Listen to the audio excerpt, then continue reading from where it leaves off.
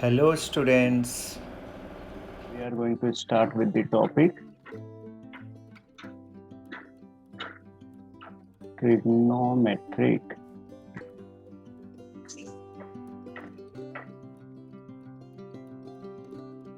function.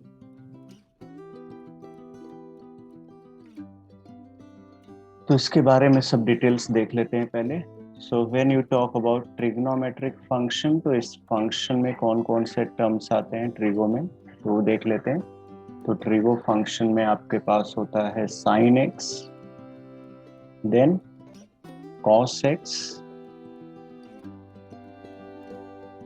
Then tan x, then cosec x, then sec x, then cot x। ये तुम्हारे 6 trigonometric functions होते हैं, ठीक है। अब इस टॉपिक में करना क्या है, सबसे पहला कंसेप्ट आता है ट्रिग्नोमेट्रिक इक्वेशन। सबसे पहला जो कंसेप्ट है that is your trigonometric equation, उसके बारे में देख लेते हैं।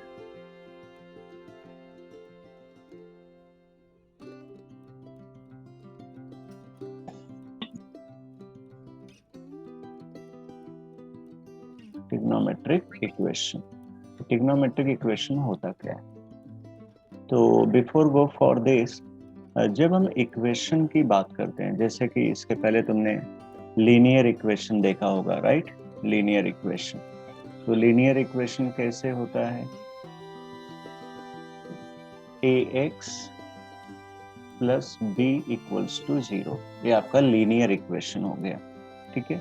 क्वाड्रेटिक इक्वेशन देखे होंगे आप, क्वाड्रेटिक इक्वेशन कैसे रिप्रेजेंट करते हैं हम, that is ax square plus bx plus c equals to 0, ये आपका क्वाड्रेटिक इक्वेशन हो गया, ठीक है। तो इसी तरीके से अगर ट्रिग्नोमेट्रिक इक्वेशन वर्ड आ रहा है, तो ट्रिग्नोमेट्रिक इक्वेशन लिखते कैसे हैं, बहुत ही सिंपल सी चीज है। ये जो वेरिएबल x है, अगर इस x की जगह पे हम लोग इस ट्रिग्नोमेट्रिक फंक्शन को डाल दें, ये जो x दिख रहा है ना, इस x की जगह पे अगर हम ट्रिग्नोमेट्रिक फंक्शन को अप्लाई कर दें, ट्रिग्नोमेट्रिक फंक्शन में से कुछ भी ले सकते हो, sine cos tan cosec sec cot, इसके अंदर से कुछ भी ले सकते हो, राइट। तो यहाँ पे अगर x की जगह पे वो सारी वैल्यूज आप डाल दो, तो जो इक्वेशन रेडी होगा उसको हम ट्रिग्नोमेट्रिक इक्वेशन बोलते हैं। जैसे फॉर एग्जांपल, जैसे मैंने इस x को लिया और उसको रिप्लेस कर दिया साइन x से, ठीक है। तो मेरा जो इक्वेशन बनेगा ये कैसे दिखेगा, a इंटू, अब x की जगह पे आ जाएगा sine x plus b equals to 0, ठीक है। तो इसको ट्रिग्नोमेट्रिक इक्वेशन बोलेंगे, ठीक है। और भी एग्जांपल ले लेते हैं, जैसे दूसरा वाला हम क्वाड्रेटिक लिए थे ना, क्वाड्रेटिक में इस x को हम हटा देते हैं बाय सम ट्रिग्नोमेट्रिक फंक्शन। तो इसमें देखो और क्या हो सकता है, जैसे x को मैंने ले लिया cos, यहाँ पे cos स्क्वायर x डाल दिया। दूसरा जो x है, अगर उसकी जगह पे हमने tan x डाल दिया, है ना, तो ये तुम्हारा किस कैटेगरी में आ जाएंगे, ट्रिग्नोमेट्रिक इक्वेशन की कैटेगरी में आ जाएंगे, ठीक है। तो ट्रिग्नोमेट्रिक इक्वेशन कैसे बनाते हैं, तो वेरी सिंपल, जो इसके पहले हमारे जो नॉर्मल इक्वेशन थे, लीनियर इक्वेशन, क्वाड्रेटिक इक्वेशन या पॉलिनोमियल्स, ठीक है, उसमें x वेरिएबल होता था, है ना।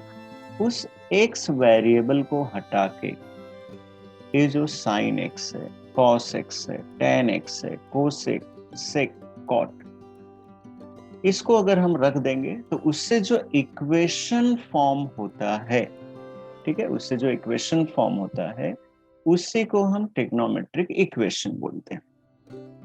ठीक है, तो in a simple language you can say that an equation involving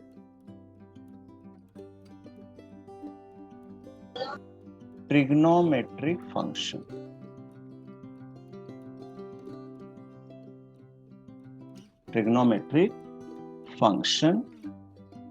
is called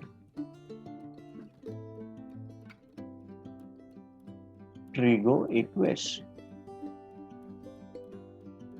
Trigonometric equation. I hope यहां तक सबको समझ में आ गया होगा। बहुत ही आसान से इसका डेफिनेशन था कि कोई भी इक्वेशन है जिसके अंदर ट्रिग्नोमेट्रिक फंक्शंस इन्वॉल्व है उसे हम ट्रिगो इक्वेशन बोलते हैं। That's it. अब एक बात बताओ मुझे कि अगर एक इक्वेशन है, जैसे मान लो लीनियर है, लीनियर को हम सॉल्व करते हैं, है ना। क्वाड्रेटिक है, क्वाड्रेटिक को भी हम सॉल्व करते हैं। तो सॉल्व करने के बाद उसका सॉल्यूशन मिलता है। सॉल्यूशन का मतलब होता है कि जो x की वैल्यू आई है उस x की वैल्यू को अगर तुम यहां पुट करोगे तो वो वैल्यू इक्वेशन को सेटिस्फाई करेगा, है कि नहीं।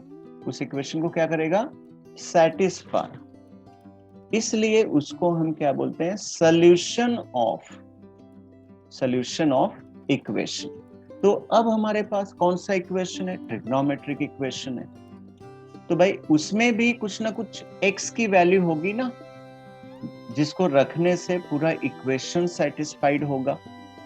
तो अब हम लोग नेक्स्ट टॉपिक में चलते हैं जिसको बोला जाता है सॉल्यूशन ऑफ ट्रिग्नोमेट्रिक इक्वेशन। तो नेक्स्ट सब टॉपिक आ गया आपका solution of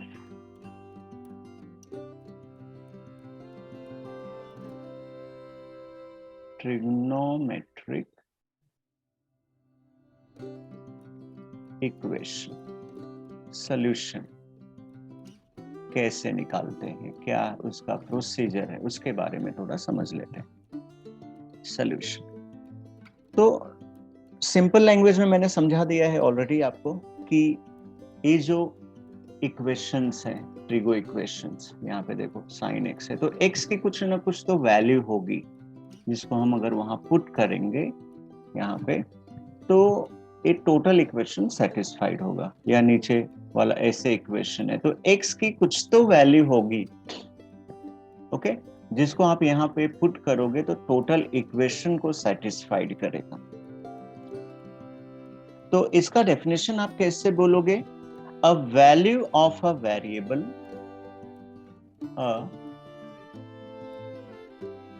value of a variable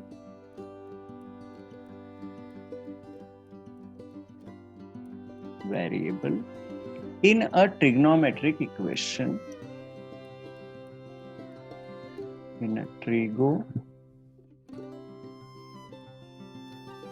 equation which satisfies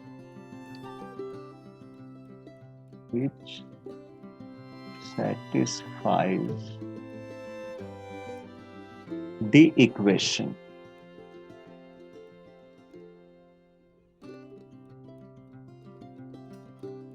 is called solution of trigonometric equation. Solution of trigonometric equation. ठीक है, तो जो इसमें हम x की वैल्यू निकालना सीखेंगे। ठीक है, तो इन अ ट्रिग्नोमेट्रिक आपके जो सॉल्यूशन होते हैं, जब आप सॉल्यूशन की बात करोगे, सॉल्यूशन, तो सॉल्यूशन ट्रिगो में दो टाइप से आते हैं। एक फाइनाइट वैल्यू से आते हैं, तो इसको हम लोग दो पार्ट में डिवाइड कर देते हैं।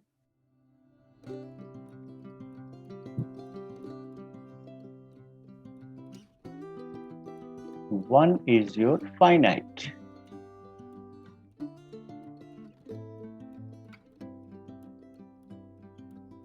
Solution.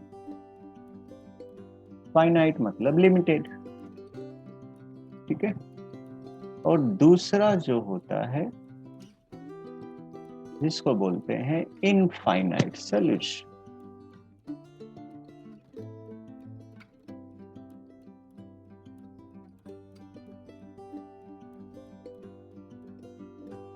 तो ये जो फाइनाइट सॉल्यूशन जब निकलता है, फाइनाइट सॉल्यूशन, तो इस सॉल्यूशन को हम लोग ने एक प्रॉपर वर्ड दिया है जिसको बोलते हैं प्रिंसिपल सॉल्यूशन। क्या बोलते हैं उसको? Principal solution. उसको हम लोग प्रिंसिपल सॉल्यूशन बोलते हैं।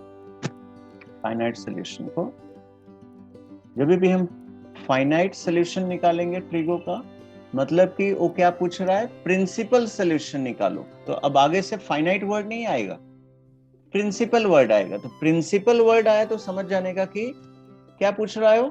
फाइनाइट, ठीक है। प्रिंसिपल, स्पेलिंग जरा ध्यान रखना आप लोग। प्रिंसिपल सॉल्यूशन, ठीक है, ये हो गया। और इनफाइनाइट सॉल्यूशन वाले पैटर्न को हम बोलते हैं जनरल सॉल्यूशन। इसमें बहुत सारे सॉल्यूशन रहेंगे, ओके। तो इसको हम लोग बोलते हैं जनरल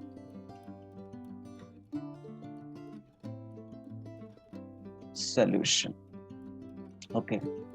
अब प्रिंसिपल सॉल्यूशन मतलब फाइनाइट कैसे मिलता है और इनफाइनाइट कैसे मिलता है वो समझ लो आप लोग। तो in a simple language principal solution क्या होता है? जैसे कि एक क्वाड्रेंट है, ठीक है, यहाँ पे मैं क्वाड्रेंट बना ले रहा हूँ रफली। तो प्रिंसिपल, अब अच्छा ठीक है, एक बात मुझे बताओ, स्टार्टिंग पॉइंट क्या होता है क्वाड्रेंट में? हम लोग ने पहले डिस्कशन किया है। स्टार्टिंग पॉइंट ऑलवेज क्या होता है? Positive x axis. जब ये स्टार्टिंग पॉइंट है मीन्स यहाँ पे 0 डिग्री है, ठीक है। अब इसको देखो, मैं रोटेट कर रहा हूं इस तरीके से, देखो रोटेट कर रहा हूं, टोटल 1 रिवॉल्यूशन हो गया है यहाँ पे। फिर से मैं उसी जगह पे आ गया, राइट। तो यहाँ पे टोटल 1 रिवॉल्यूशन हुआ, right.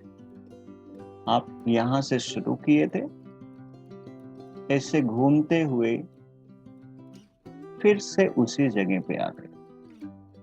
Means in simple language you can say that आपने शुरुआत किया था 0 डिग्री से और घूम करके फिर आ गए तुम 360। अब 360 डिग्री बोलो लिख, और रेडियन में उसको हम क्या बोलते हैं? 2 पाई रेडियन। तो अब वर्ड डिग्री कम से कम यूज करो, अब रेडियन वर्ड यूज करो, ठीक है। तो प्रिंसिपल सॉल्यूशन का मतलब हुआ 1 रिवॉल्यूशन मीन्स 0 डिग्री से लेके 2 पाई के बीच में, 2 पाई रेडियन के बीच में। यहाँ पे डिग्री वर्ड मत बोलो, 0 सिर्फ बोलो बस, 0 से लेके 2 पाई रेडियन, क्योंकि यहाँ पे वर्ड रेडियन लिख दिए हो, दैट इज वाई, ठीक है। तो 0 और 2 पाई के बीच में, इसके बीच में जो भी सॉल्यूशन निकलता है, जो भी सॉल्यूशन निकलता है 1 रिवॉल्यूशन में, उसको हम प्रिंसिपल सॉल्यूशन बोलते हैं। तो प्रिंसिपल सॉल्यूशन अब दिमाग में अपने रख लो, 1 रिवॉल्यूशन। 1 रिवॉल्यूशन मीन्स 0 से लेके 2 पाई रेडियन के बीच में जो भी आप आंसर निकालते हो, जो भी आंसर निकालते हो, ठीक है, उसको हम क्या बोलते हैं? Principal solution. और एक चीज इसमें नोट कर लेना, 11th में जब हम ट्रिगो किए थे तो ट्रिगो में मैंने पहले ही बताया था कि जैसे साइन एक्स है, कोई भी वैल्यू ले लो, साइन का कोई भी वैल्यू ले लो, ठीक है। तो साइन का वो वैल्यू 2 डिफरेंट एंगल पे सेम आएगा। एक रिवॉल्यूशन में साइन का वैल्यू सेम 2 जगह पे मिलेगा, मतलब 2 अलग अलग एंगल पे सेम आंसर देते हैं। Not only sine, it is for cos, tan, cosec, sec, cot। एक 1 रिवॉल्यूशन में ये सारे टर्म्स सेम आंसर देंगे, लेकिन 2 अलग अलग एंगल पे। तो प्रिंसिपल सॉल्यूशन में ऑलवेज आपको 2 आंसर्स मिलते हैं, क्योंकि हमने 1 रिवॉल्यूशन ही लिया है, एक ही रिवॉल्यूशन लिया है, दैट इज व्हाई। ठीक है, तो इन 1 रिवॉल्यूशन प्रिंसिपल सॉल्यूशन जो होता है ट्रिग्नोमेट्रिक फंक्शन के या ट्रिग्नोमेट्रिक इक्वेशन के, ठीक है, वो 2 अलग अलग आंसर देंगे फॉर द सेम वैल्यू। जैसे sine x is equal to half है, ओके, साइन जैसे यहां पे मैंने बताया, एक second, sine x equals to half है, तो ये जो x है वो 2 अलग अलग एंगल पे आंसर हाफ ही देगा। ठीक है, तो ये हो जाता है मीनिंग प्रिंसिपल सॉल्यूशन।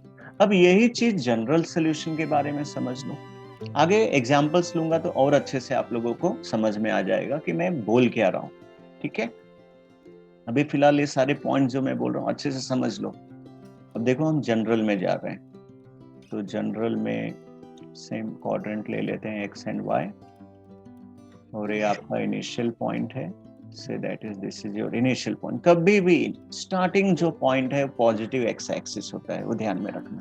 यहीं से आप ऊपर की तरफ जा सकते हो, यहीं से आप नीचे की तरफ जा सकते हो, और रोटेशन ज्यादा करके हम एंटी क्लॉकवाइज ही लेते हैं। ठीक है, अब देखो अगर मैंने इसको एक बार रोटेट किया, देखो ये 1 रिवॉल्यूशन हो गया।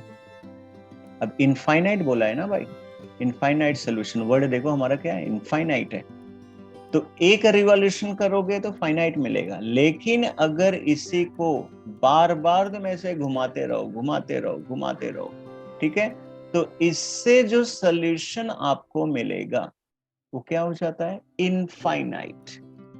तो कहने का मतलब ये हुआ कि आपका जो रिवॉल्यूशन मिलता है जनरल सॉल्यूशन में, वो n टाइम्स रिवॉल्यूशन करने से मिलता है। देखो ये 1 रिवॉल्यूशन हो गया, फिर इसको हम लोग ऐसे घुमा देते हैं, सेकेंड टाइम्स ए रिवॉल्यूशन हो गया। ठीक है, फिर हम थर्ड टाइम घुमा देते हैं, थर्ड टाइम एक थर्ड रिवॉल्यूशन हो गया। ठीक है, और इसी तरीके से आप n टाइम्स तक इसको घुमा सकते हो। इसी तरीके से आप इसको कितने टाइम्स तक घुमा सकते हो, n टाइम्स तक। You can repeat it n times। तो n टाइम्स रिवॉल्यूशन में, n टाइम्स रिवॉल्यूशन में जो आपको वैल्यू मिलता है उसी को जनरल सॉल्यूशन बोलते हैं या इनफाइनाइट सॉल्यूशन। तो इसमें आप बोल सकते हो as a note, it is your n times revolution, n times revolution. ठीक है, और इसमें क्या था, इसके अंदर 1 टाइम या 1 रिवॉल्यूशन बोल दो।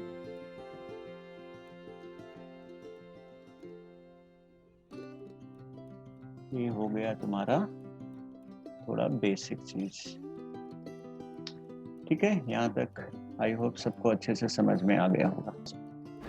Now we are going to take some example.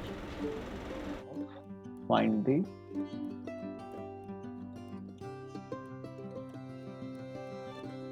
principal solution of trigonometric equation। First question ले लेते हैं हम, that is sin theta equals to 1/2। मैंने इसके पहले वर्ड लिया भी था, sin थीटा इज हाफ, लेकिन बताया था इसके 2 सोल्यूशन आने वाले हैं। ठीक है, तो अब देखेंगे कि भाई 2 सोल्यूशन कैसे मिलेंगे।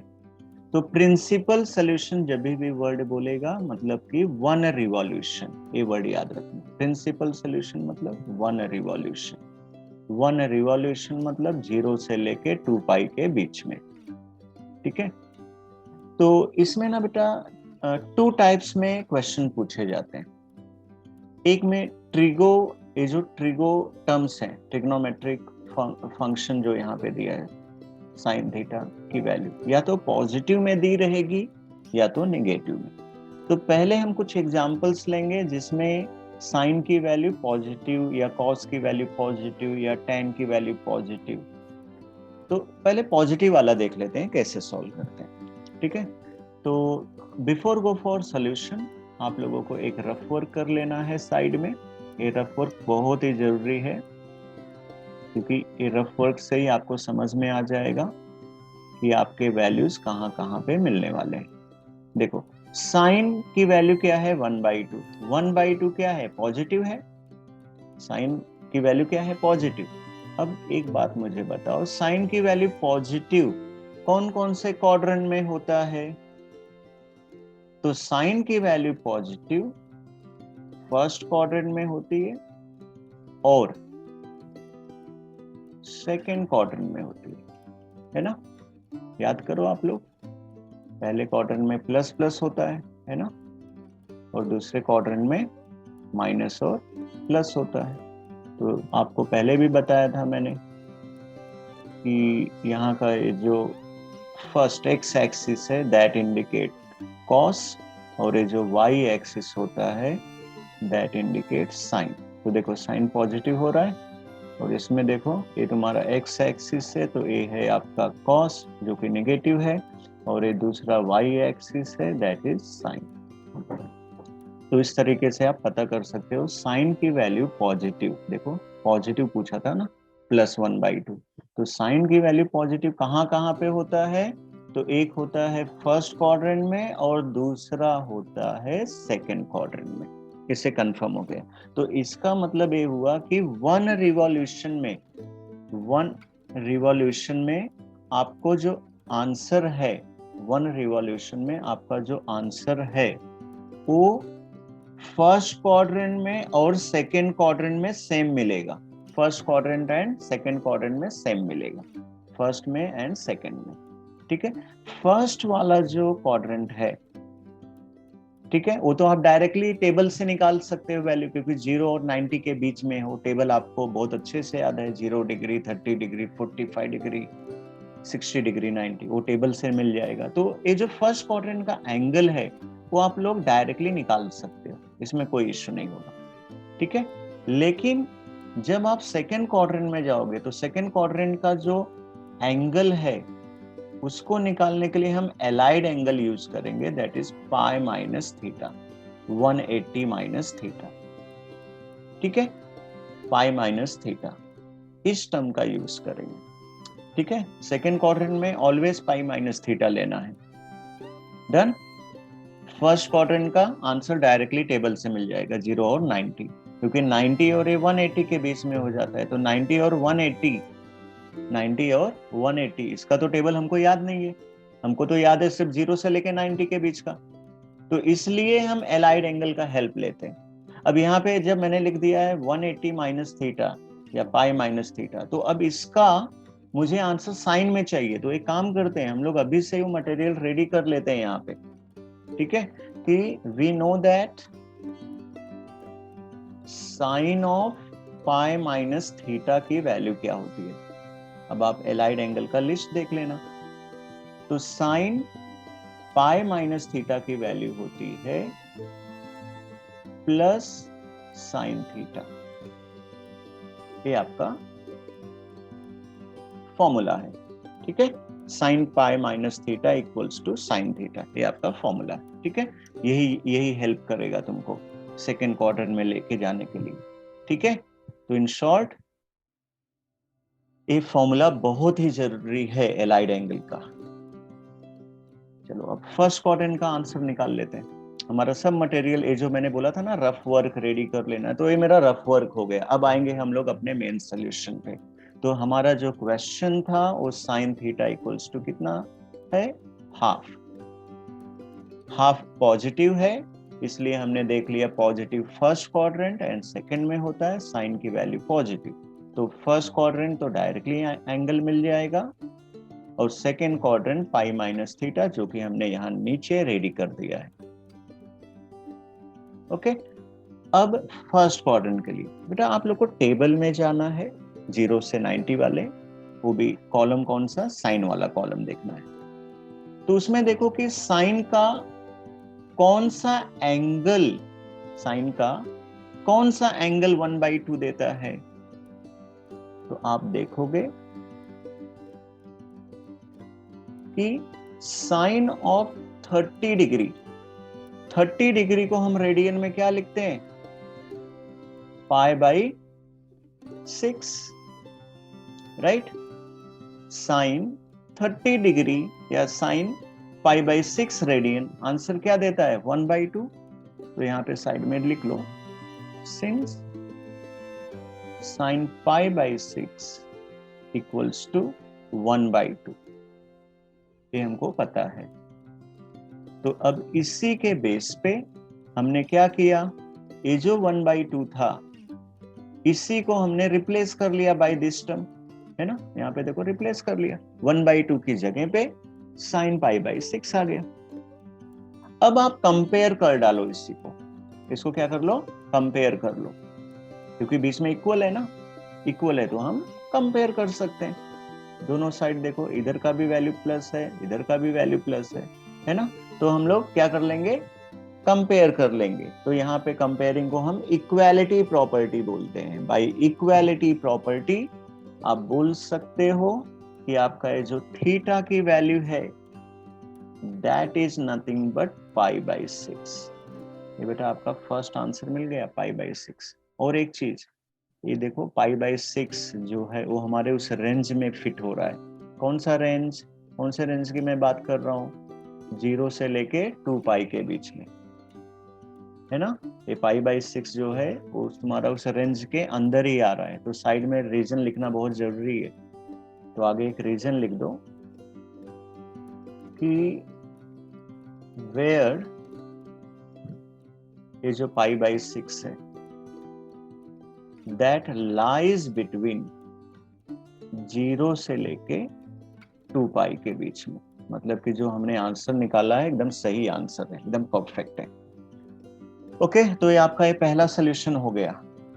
अब हम लोग क्या करेंगे, अब सेकेंड क्वाड्रेंट में जाएंगे। तो सेकेंड क्वाड्रेंट में जाने के लिए हम ये जो मॉडिफाई किया था ना, ये वाला पार्ट 1/2 का आंसर जो आपने लिख दिया था, 1/2 का आंसर साइन π/6, इसी इक्वेशन को फिर से कंसीडर करो, क्योंकि उसी को तो हमको मॉडिफाई करना है। तो आप उसी को फिर से कंसीडर करो, कंसीडर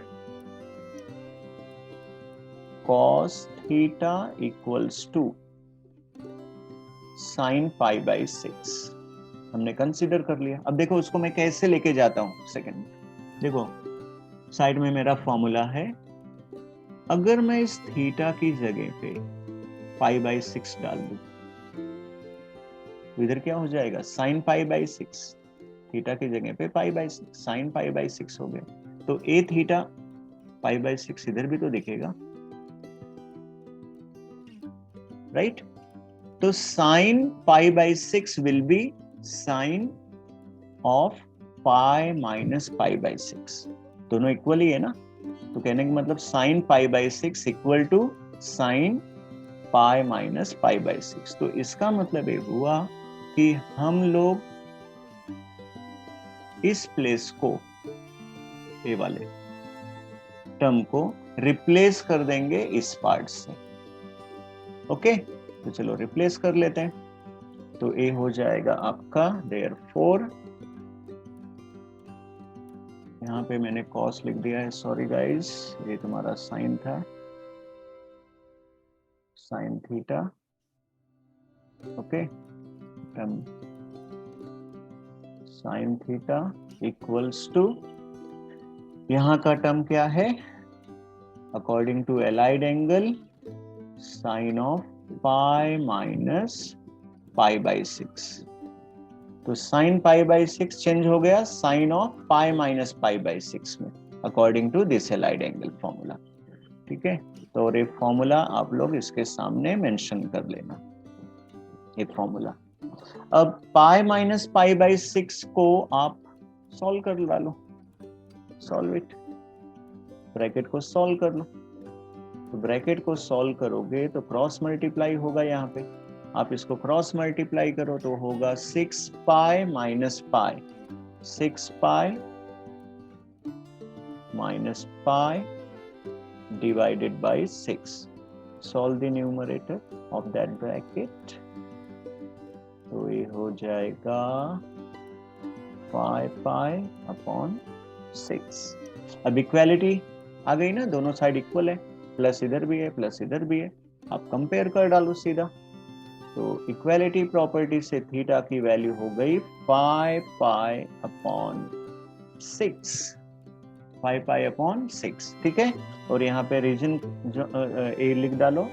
रेसिप्रोकल क्या होता है? tan ही होता है, राइट? तो आप अगर इसका रेसिप्रोकल ले लोगे तो आपको मिलेगा 1/√3, दैट्स इट। अब आपको ए पार्ट कैरी ऑन करना है, थीटा तो मिलेगा चाहे तुम इसको कैरी ऑन करो कॉट से या tan से, सेम आंसर आने वाला है। ठीक है, क्योंकि cot is the reciprocal of tan। तो tan की वैल्यू आपको क्या है? पॉजिटिव में है। तो अगेन जैसे कि मैंने आपको बताया था, आप रफ वर्क कर लो यहाँ पे। This is your y and x axis. अब tan की वैल्यू पॉजिटिव कहाँ पे आती है? तो tan की वैल्यू पॉजिटिव आती है फर्स्ट क्वाड्रेंट में एंड थर्ड में। नाउ फर्स्ट क्वाड्रेंट अगर आ रहा है, इट मीन्स दैट आपका जो भी एंगल है थीटा आप डायरेक्टली निकाल सकते हो। थर्ड के लिए आपको एलाइड एंगल चूज करना होगा। थर्ड का एलाइड एंगल है pi plus theta, that is 180 plus theta. तो फर्स्ट का एंगल आपको टेबल से मिल जाएगा, 0 to 90 वाला जो आपने याद किया है। और जैसे ये एंगल मिलेगा हम उसको शिफ्ट कर देंगे थर्ड क्वाड्रेंट, मतलब ए tan की वैल्यू पॉजिटिव आपको फर्स्ट क्वाड्रेंट और थर्ड में ही मिलेगा। तो अगर आपका ये एलाइड एंगल रेडी हो गया तो इसको फॉर्मूले में भी कन्वर्ट कर लो, tan के फॉर्म में लेके आ जाओ। तो साइड में हम फॉर्मूला भी लिख लेते हैं, नीचे रेडी कर लेते हैं। तो tan of pi plus theta की वैल्यू होती है एलाइड एंगल में tan थीटा ओनली, इटसेल्फ ही आता है tan। Okay, now let's proceed. तो जैसे कि आपको मालूम है कि पहला जो एंगल है वो आपको टेबल से मिलने वाला है, फर्स्ट वाला टेबल से मिलेगा। तो अब आपको टेबल रेफर करना है कि tan का कौन सा एंगल 1/√3 होता है। तो आप अगर ऑब्जर्व करोगे 5/6, दैट इज 5/6, tan π/6 इज, तो यहाँ पे आ जाएगा tan ऑफ π/6, tan π/6। अब इसको कंपेयर कर डालो, थीटा की वैल्यू हो जाएगी π/6 and mention the region where π/6 lies between 0 and 2 part. तो ये रहा आपका फर्स्ट प्रिंसिपल सॉल्यूशन। अभी सेकंड के लिए जाएंगे, सेकंड हमारा मिलेगा थर्ड में। तो ये थर्ड वाला पार्ट निकालने के लिए जैसे कि मैंने पहले ही बताया है, you consider once again this part, इसको कंसीडर कर लो।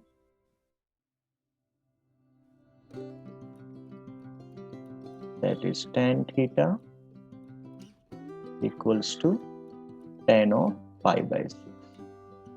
नाउ यू कैन सी ये जो π/6 है, अगर मैं इस थीटा की जगह पे रख दूं तो इसका इफेक्ट यहाँ पे भी आएगा π/6। तो tan π/6 will be tan of π plus π/6। तो हम इसकी जगह पे ए पार्ट रिप्लेस कर देंगे. So let's write it down here. Therefore, tan theta equals to tan of pi plus pi upon 6. Okay. अब ये ब्रैकेट को आप सॉल्व कर डालो. We'll get क्रॉस मल्टीप्लिकेशन से मिल जाएगा 6 pi plus pi divided by 6. Add कर दो इनको. We'll get 7 pi divided by 6. ठीक है. अब आप देख सकते हो यहाँ पे क्लियरली दोनों साइड पॉजिटिव टर्म दिख रहे हैं.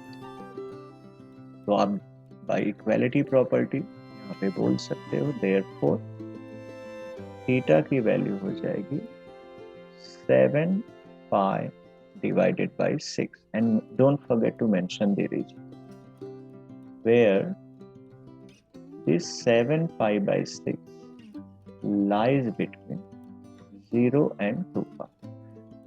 And फाइनल आंसर लिख डालो. यही है आपका second principal solution. Final answer में हम लिख देंगे therefore the required principal solution are एक है आपका पाई बाई 6 एंड दूसरा है आपका 7 पाई बाई 6. तो एक वैल्यू आपको फर्स्ट क्वाड्रेंट में मिली है और दूसरी वैल्यू आपको third quadrant. That's. I hope this is clear to all of you. So will take next question. That is cos x is equal to root 3 upon 2.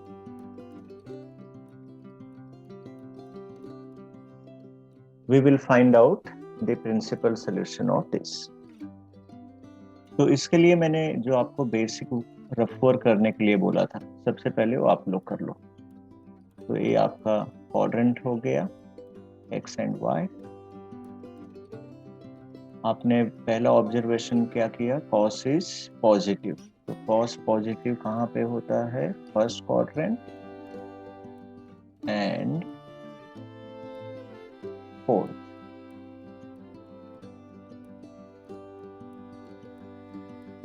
Okay.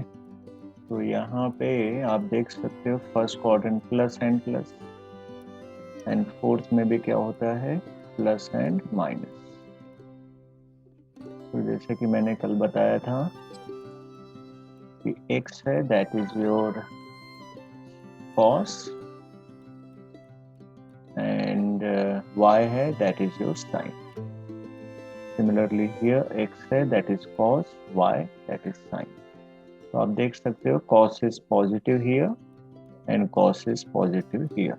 तो मतलब first and fourth में आपको cos की value positive मिलती है.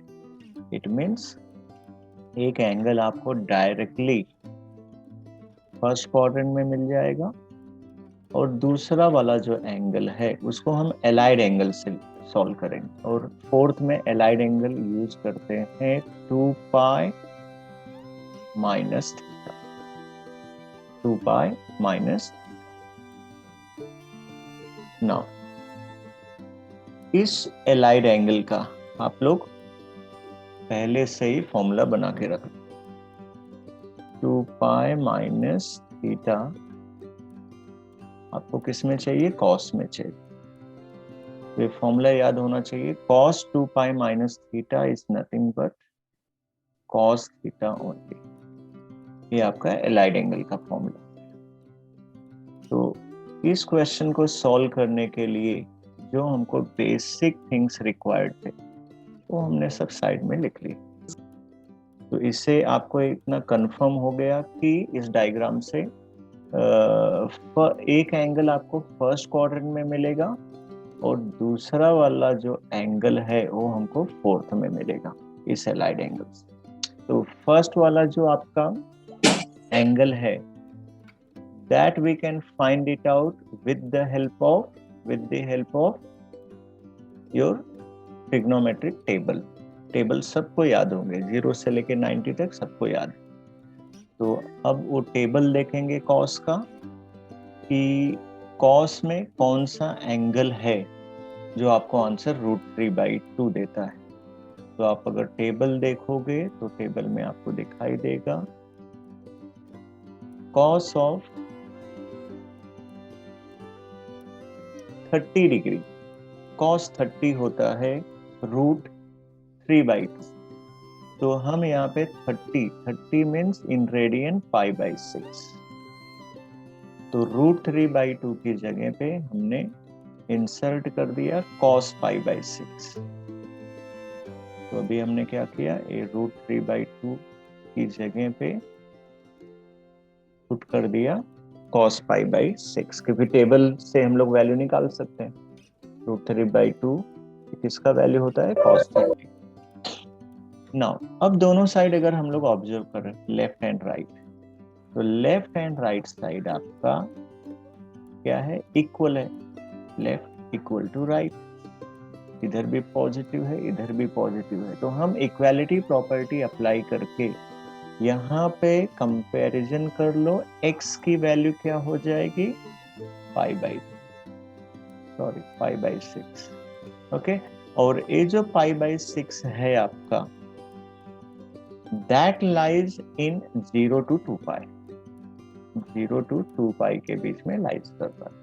तो where reason specify कर देते हैं, π/6 लाइज बिटवीन 0 and 2π। तो ये आपका first principle solution, first.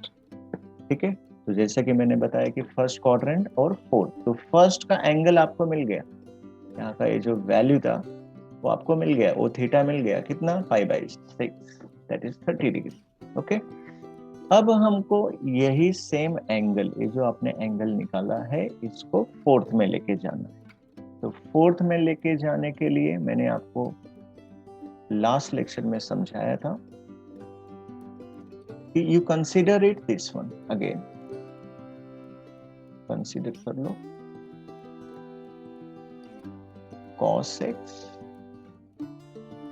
Equal to cos π/6। Okay, अब इस cos π/6, देखो यहाँ पे थीटा दिख रहा है, cos, इस थीटा की जगह पे अगर हम π/6 डाल देते हैं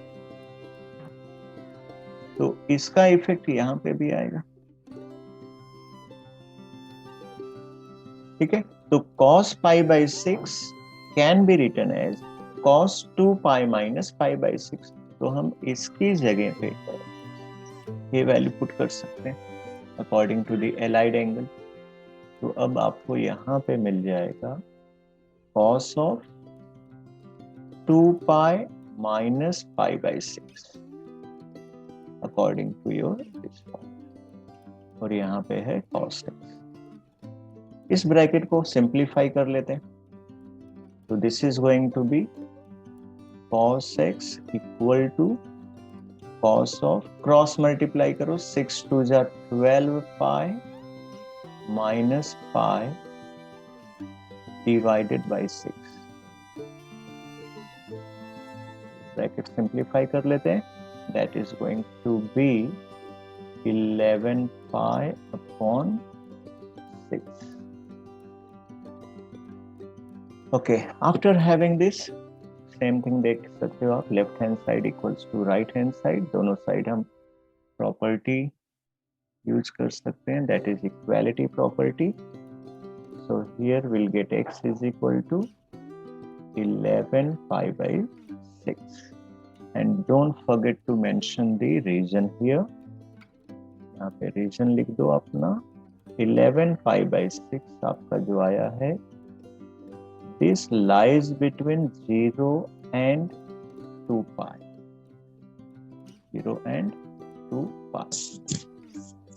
तो इस तरीके से आप लोग यहाँ पे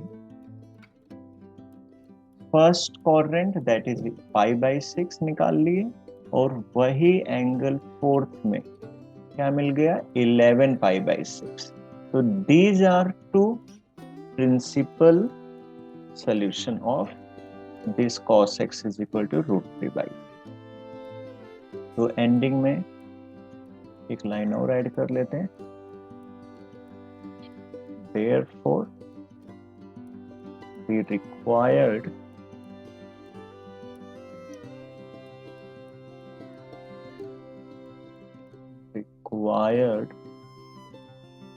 principal solution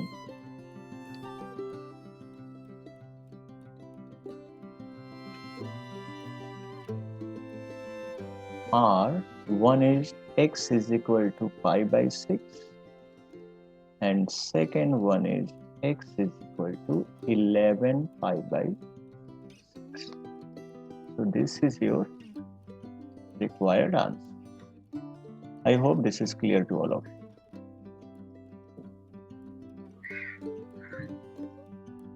Now we'll take one more question based on negative value, that is √3 into cosec theta plus 2 equals to 0. तो कंफ्यूज होने की बिल्कुल भी जरूरत नहीं है, आप थोड़ा इसको सिंप्लीफाई कर लो. तो यहाँ पे देख सकते हो √3 cosec theta leave as it is. यहाँ का ये जो +2 है ट्रांसफर कर लो आप राइट साइड में, तो यहाँ पे जाके हो जाएगा -2. एंड सिमिलरली अब ये √3 को यहाँ पे ट्रांसफर कर लो, तो √3 उस साइड जाके डिवीजन में कन्वर्ट हो जाएगा, -2/√3. ओके, अब जैसे कि मैंने आपको बताया था, आप कैरी ऑन कर सकते हो कोसेक थीटा भी लेके, और अगर कोसेक, सेक और कॉट आपको नहीं जमता है, ठीक है, तो आप इसी को कन्वर्ट कर लो साइन, कॉस और टेन में. तो यहाँ पे फिलहाल कोसेक है, कोसेक को मैं इजिली कन्वर्ट कर सकता हूँ साइन में, क्योंकि sine is the reciprocal of cosec. तो जैसे ही आप रेसिप्रोकल करोगे कोसेक का, आपको साइन मिलेगा और राइट हैंड साइड में टर्म्स रिवर्स हो जाएंगे, √3/2. ठीक है, आई थिंक ये बेटर रहेगा आप लोग को. Sign theta is -√3/2. ओके, तो साइन की वैल्यू आपको नेगेटिव मिल रही है, तो पहले ही मैंने आपको समझाया था, रफ वर्क पहले कर डालो. ठीक है, ये रफ वर्क बहुत जरूरी है. तो आप देख सकते हो कि साइन की नेगेटिव कौन से क्वाड्रेंट में होती है, तो आंसर है साइन की वैल्यू नेगेटिव होती है थर्ड क्वाड्रेंट में एंड फोर्थ क्वाड्रेंट में. तो थर्ड क्वाड्रेंट की जब आप बात करते हो, तो थर्ड क्वाड्रेंट में हम एलाइड एंगल यूज करते हैं π+θ, एंड फोर्थ क्वाड्रेंट में हम यूज करते हैं 2π -θ. अब इनके फॉर्मूले भी रेडी कर लेते हैं एलाइड एंगल के. तो यहाँ पे साइन की बात की जा रही है, तो हम यहाँ लिखेंगे sine of π+θ which is equal to, इसकी वैल्यू होगी माइनस ऑफ साइन थीटा. एक फॉर्मूला आपका ये हो गया. और दूसरा एलाइड एंगल क्या है, 2π, दैट इज साइन ऑफ 2π -θ. तो इसकी वैल्यू क्या होती है एलाइड एंगल में, माइनस ऑफ साइन थीटा. तो ये हमारे देखो जो रफ वर्क में जो हमको करना होता है वो सब कर लिया. हमने क्वाड्रेंट बना लिया, क्वाड्रेंट से हमको समझ में आ गया कि जो भी एंगल मिलेगा, जो भी इसका सॉल्यूशन मिलेगा, वो थर्ड क्वाड्रेंट में और फोर्थ में रहेगा. थर्ड के लिए ए लाइन, ए वाला पार्ट यूज करोगे, और फोर्थ के लिए ये वाला एलाइड एंगल यूज करोगे। Okay, now let's proceed. अब सबसे पहला काम आपका ये है कि माइनस को रहने दो उधर ही। Think about √3/2। टेबल आप देखोगे, टेबल में साइन का कौन सा एंगल √3/2 होता है? तो आंसर इज 60 डिग्री। 60 डिग्री को हम लोग रेडियन में बोलते हैं π/3। तो यहां पे इस नेगेटिव की वजह से हम कंपेयर नहीं कर पाते। That is why we have written here allied angle formula. तो आप सबसे पहले क्या करोगे, यहां पे देखो थीटा की जगह पे π/3 डाल दो, तो हो गया ना माइनस साइन π/3। यही तो चाहिए मुझे, माइनस साइन π/3, राइट। तो इसका इफेक्ट यहां पे आएगा, यहां पे। तो according to this allied angle formula हम इस पार्ट को लिख सकते हैं साइन ऑफ पाई प्लस π/3। तो यहां पे सब्स्टिट्यूट कर देते हैं, sine theta will be sine of pi plus π/3। Bracket को सॉल्व कर लो, तो sine theta is equal to sine of 3π plus π/3। और थोड़ा सिंप्लीफाई हो सकता है, तो we can write here 4π/3। Now दोनों साइड पॉजिटिव है, आप इसको कंपेयर कर लो। थीटा की वैल्यू आ जाएगी 4π/3। Okay, and don't forget to mention the reason here. आपको रीजन लिखना बहुत जरूरी है, ठीक है। अगर ये रीजन नहीं लिखोगे, may be the chance to deduct your marks in board examination. तो यहाँ पे मेंशन कर लो 4π/3 लाइज बिटवीन 0 एंड 2π। एक पार्ट हो गया। अब हम लोग जो भी एंगल था, थर्ड का तो मिल गया, अब एक और है फोर्थ क्वाड्रेंट का। तो अब आप क्या करोगे, ए वाला पार्ट फिर से कंसीडर करोगे। Let's consider it, that is sine theta equals to minus of sine π/3। अगर आप इस थीटा की जगह पे π/3 पुट करते हो, तो यहां पर भी उसका इफेक्ट आएगा 2π माइनस π/3। आप उस एलाइड एंगल के बेस पे इस पार्ट को लिख सकते हो 2π minus π/3। Let's simplify this bracket. That is going to be 3 to 6π minus π divided by 3. And और थोड़ा simplify हो सकता है, that is 5π/3। तो आप कंपेयर कर डालो, थीटा की वैल्यू मिल गई 5π/3। ये जो भी एंगल आपको मिला है, ये एंगल आपका फोर्थ क्वाड्रेंट में मिलेगा, फोर्थ में। And don't forget to mention the reason. Reason है आपका where 5π/3 lies between 0 and 2π। And finally ending में आंसर लिख दो इसका, the required principal solution is, first value third का मिला है, दैट इज 4π/3।